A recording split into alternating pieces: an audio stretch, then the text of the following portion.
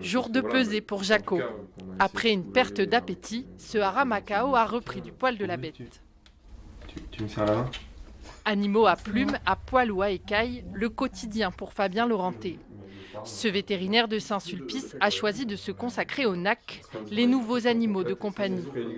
Une approche médicale différente, à adapter à chaque espèce. On a une phase d'examen à distance qui est indispensable pour beaucoup d'espèces et où on est obligé de jauger quand même de la gestion du stress de l'animal pour éviter les séquences d'hyperthermie.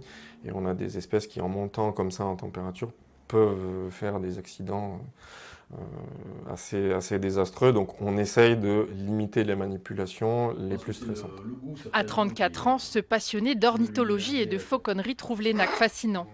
Des animaux encore peu connus. Ça reste un ensemble d'espèces un peu, pour certains, mal aimés, pour d'autres, pas forcément bien compris, et qui nécessitent pour autant une attention toute particulière. Chez ces espèces, la majorité des pathologies est directement liée à l'environnement ou à l'alimentation. En plus des consultations et des actes chirurgicaux, le vétérinaire a aussi un rôle de prévention. Des conseils bien accueillis par Angélique, propriétaire de plusieurs NAC. On a amené récemment une petite tortue, moi, qui était malade. Du coup, maintenant, elle va très bien.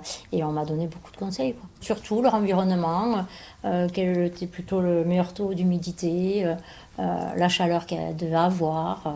Ce cabinet est éphémère, mais Didier, le furet, pourra retrouver son vétérinaire d'ici quelques mois dans une nouvelle clinique à Coufouleux.